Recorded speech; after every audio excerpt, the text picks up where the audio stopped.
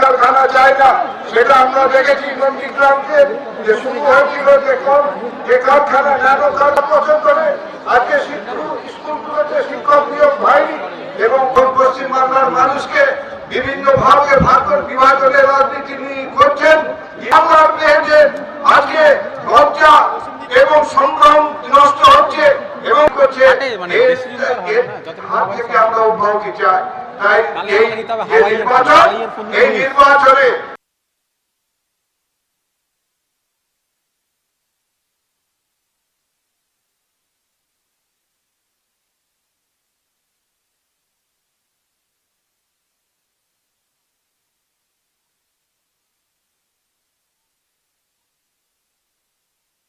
অনেক রাস্তা আছে, যে রাস্তা পাকা রাস্তা হয়নি। আর যদিও অটল মাধ্যমে গ্রামের পাকা রাস্তা বানিয়ে দিয়েছিল, আজকে সে রাস্তাগুলো শেষের দিকে চলে গেছে। আমার মমতা ব্যানার্জি মুখ্যমন্ত্রী ঘোষণা করেছে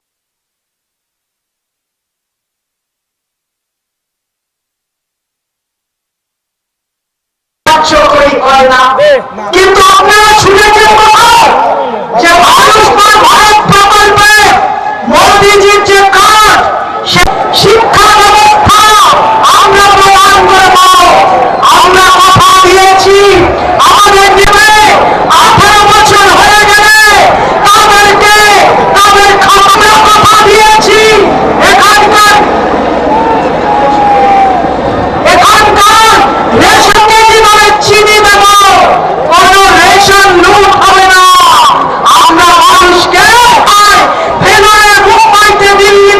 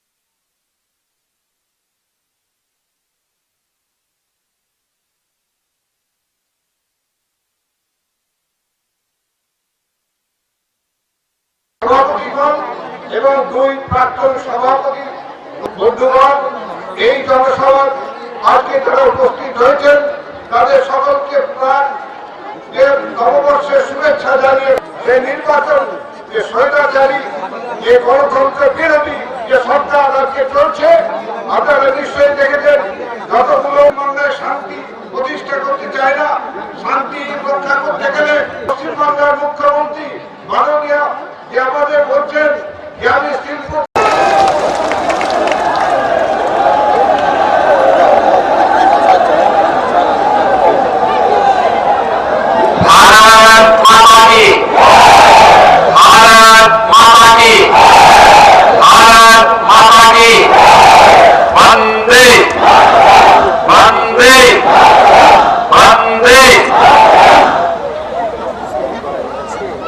विधानसभा चुनाव के आज के इस कार्यक्रम में केंद्रीय मंत्री श्रीमती देवश्री चौधरी जी, माननीय सांसद श्री सुकांत मजूमदार जी, भारतीय जनता पार्टी के जिला के अध्यक्ष श्री विश्वजीत भारी जी, जिला संयोजक श्री शिवेंदु शेखर राय जी, लोकप्रिय प्रत्याशी कल्याणगंज श्री सोमन राय जी, हैदराबाद के प्रत्याशी श्रीमती चातिमा राय जी, वासुदेव सरकार जी, राणा प्रताप घोष जी,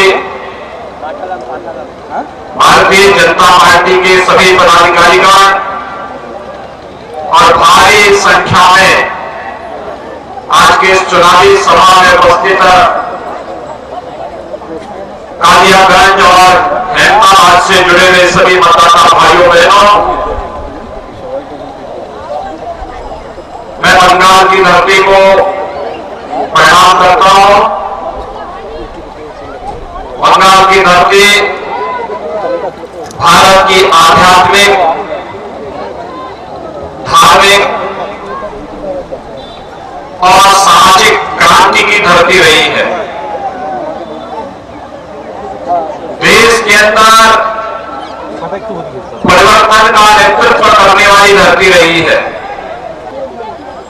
देश के अंदर अध्यात्म की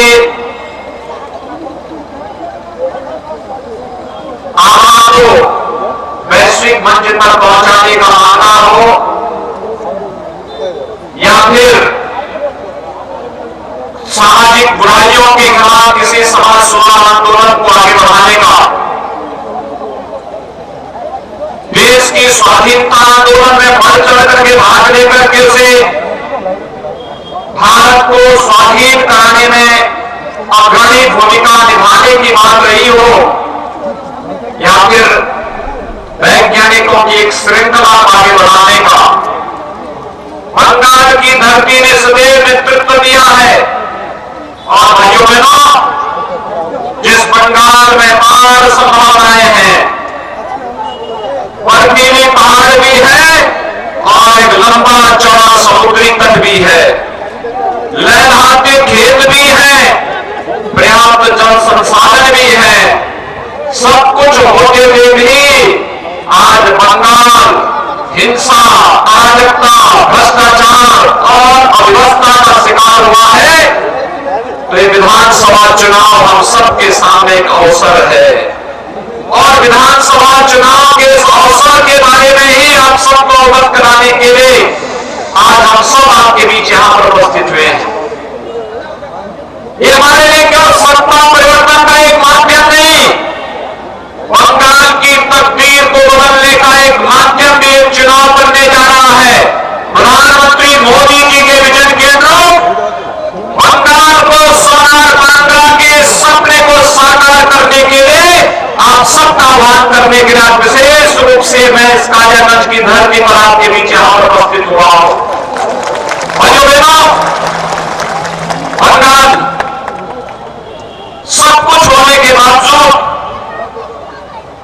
यहां पर पहले कांग्रेस ने, फिर कम्युनिस्टों ने और पिछले 10 वर्षों में टीएमसी ने अव्यवस्था, अराजकता, भ्रष्टाचार का काम बना दिया है। बंगाल के अंदर विकास की योजनाओं को लागू नहीं होने दिया जाता है और अगर योजना बनी भी तो उस योजना में डकैती डालने का कार्य, भ्रष्टाचार पैदा करने का काम पहले टीएमसी, कम्युनिस्ट और कांग्रेस के लोग बारी बारी से करते रहे और वही कारण है आज बंगाल का युवा पलायन करता है। यहां की महान बेटियां बेरोजगार और मजबूर होकर के उनके सामने असहाय जैसी स्थिति में खड़ी रहती है। बंगाल के अंदर कारोबार समाप्त होता गया, नौजवानों का रोजगार और नौकरियां छिनी, क्योंकि 10 वर्ष में एक भी उद्योग बंगाल के अंदर नहीं लगा।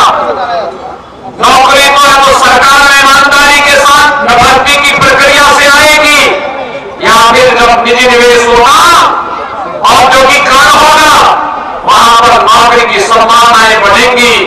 लेकिन दोनों कार्य टीएमसी की सरकार के समय नहीं हो पाया। टीएमसी तो बंगाल के अंदर स्वयं ही अव्यवस्था और भ्रष्टाचार का जरिया बन गया। टीएमसी के बारे में यहां के कार्यकर्ताओं ने सही बताया कि जेठानी दुर्नीति, सेनानी टीएमसी, सारदा पे टीएमसी, नर्मदा पे टीएमसी, जल चोरी पे टीएमसी, कृपा चोरी पे टीएमसी। यानी ऐसा कौन सा कृत्य नहीं जो टीएमसी ने किया हो जिसके माध्यम से बंगाल में अव्यवस्था, अराजकता, भ्रष्टाचार न फैलता हो। भाइयों बहनों, हम सबको आज सावधान होना होगा और बंगाल के भविष्य के बारे में जिस निर्णायक लड़ाई को लेकर के अपने 3 चरणों में बंगाल की जनता ने जो उत्साह उमंग दिखाया है, यह उत्साह उमंग एक स्वयं बंगाल के सोनार बांग्ला के सपने को साकार करने वाला दिखाई देता है। और इस सोनार बांग्ला के सपने को साकार तब करेंगे जब प्रधानमंत्री मोदी जी के विजन के अनुरूप बंगाल के अंदर परिवर्तन करके भारतीय जनता पार्टी की सरकार बंगाल के अंदर आएगी। आज तो कोई भी कार्य बंगाल के अंदर मुझे आश्चर्य होता है, ममता दीदी छोटी छोटी बातों को लेकर के गुस्साती है, लेकिन बंगाल के अंदर उनकी सहानुभूति बंगाल के नौजवानों के साथ नहीं होती है, बंगाल के किसानों के साथ नहीं होती है, बंगाल की बहन और बेटियों के साथ नहीं होती है। भारतीय जनता पार्टी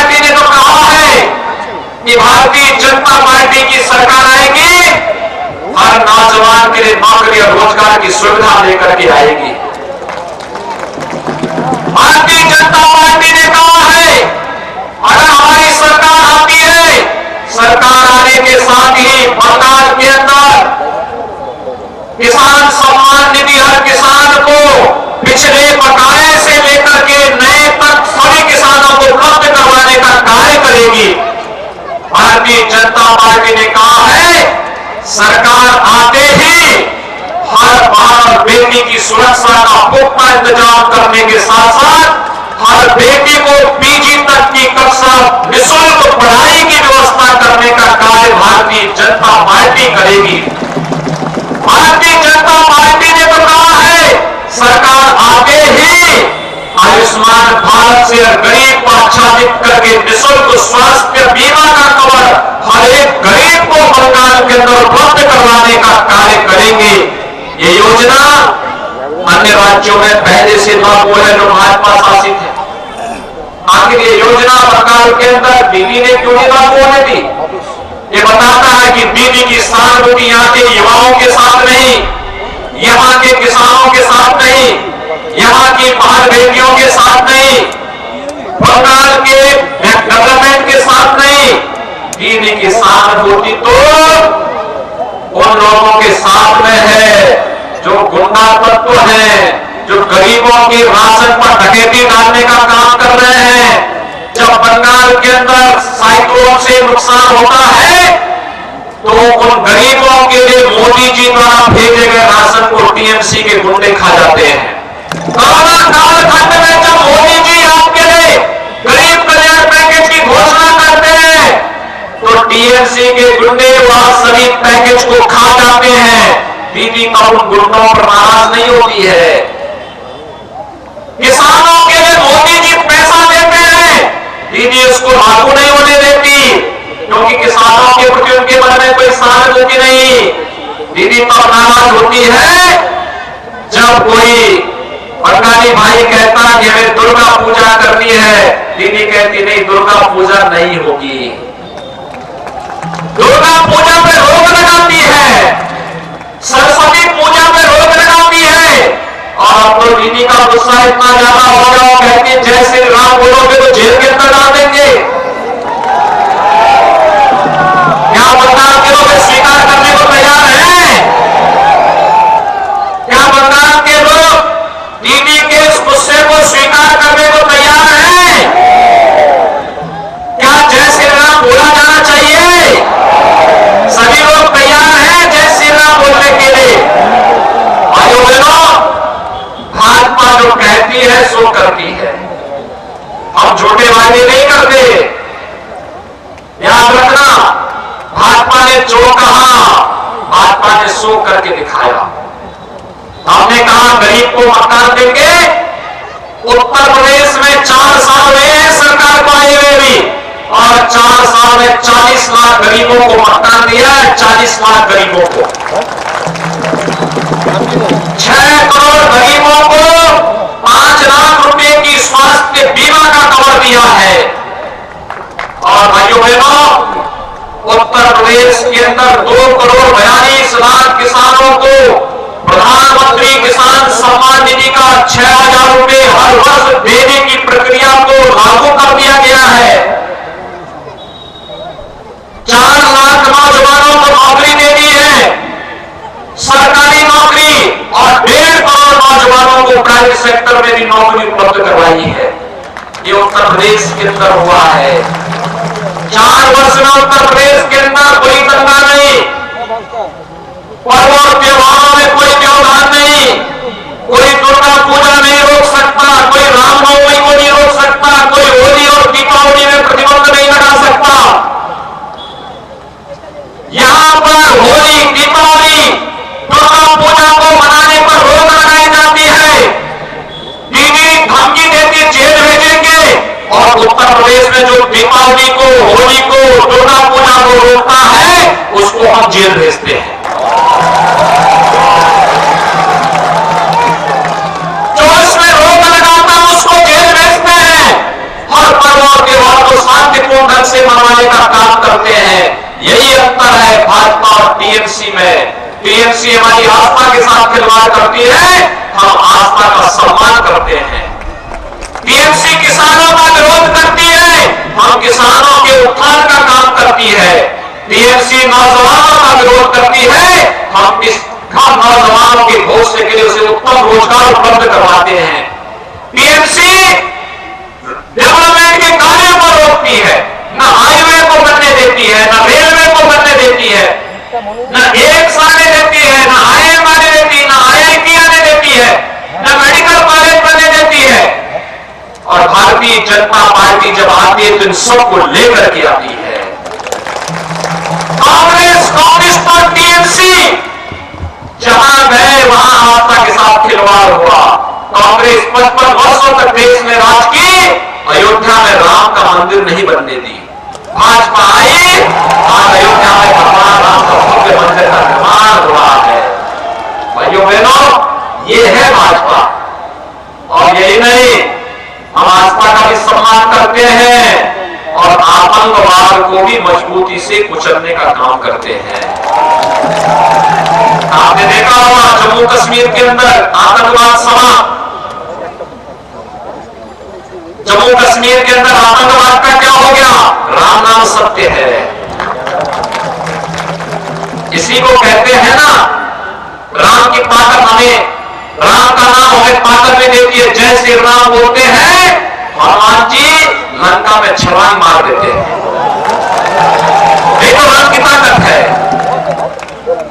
और राम नाम सत्य है कहते हैं तो आतंकवाद हमेशा के लिए समाप्त हो जाता है। और दीदी को इसी बात की चिढ़ है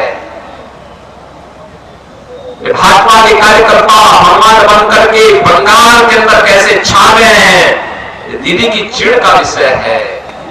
लेकिन एक बात हम कह देना चाहते हैं, अब कुल 25 दिन रह गए हैं। टीएमसी के गुंडे कान खोल करके सुन लें, ये 25 दिन अपने को सुधारने के लिए आपको दिए जा रहे हैं।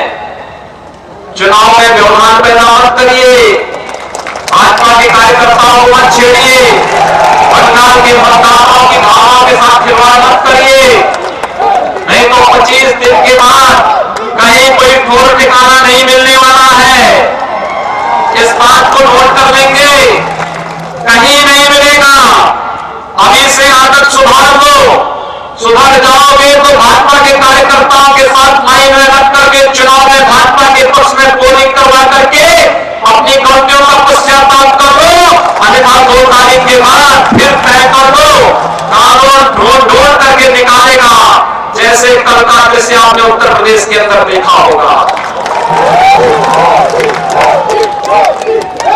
यह अपराधी और माफिया कितना भी बड़ा क्यों नहीं होगा, ढूंढ करके उसको पाताल से निकाल करके जेल के अंदर डालने का काम किया जाएगा। और यही कहने के लिए आज हम सब आगे बीच आए हैं। भाजपा जो कहती है सो करके दिखाती है। हमें युवाओं का कल्याण भी करना है, हमें किसानों का उत्थान भी करना है, हमें बाहर बेटियों की सुरक्षा और उनके सम्मान की रक्षा भी करनी है। तो बंगाल को सोनार बांग्ला बनाने के लिए भी काम करना है। और यही आह्वान करने के लिए भाइयों बहनों, ये तभी संभव होगा जब मोदी जी के विजन के अनुसार एक एक नौजवान कार्य करेगा। और भारतीय जनता पार्टी प्रधानमंत्री मोदी जी के इस विजन के अनुरूप कार्य कर रही है। और आज यही कारण है बंगाल के अंदर सर्वत्र भाजपा भाजपा भाजपा और जय श्री राम के नारे गूंज रहे हैं। और भाइयों बहनों, मुझे चुनाव उत्तर में जाने का अवसर प्राप्त हुआ था। पहाड़ी क्षेत्र एकदम पहाड़ में, एकदम पहाड़ में मुझे जाने का अवसर मिला।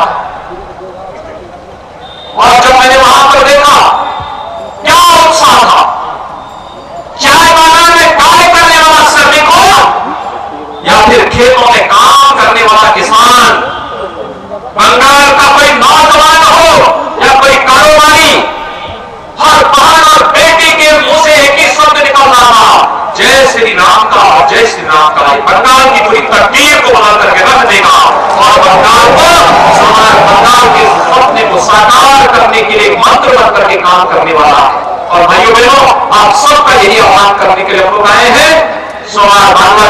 सपने को साकार करने के लिए भारतीय जनता पार्टी को आप वोट दें। और मैं इसके लिए आपसे भी अपील करूंगा, कालियागंज से श्री सोमेन राय और हैदराबाद से श्रीमती चांदीमा राय, ये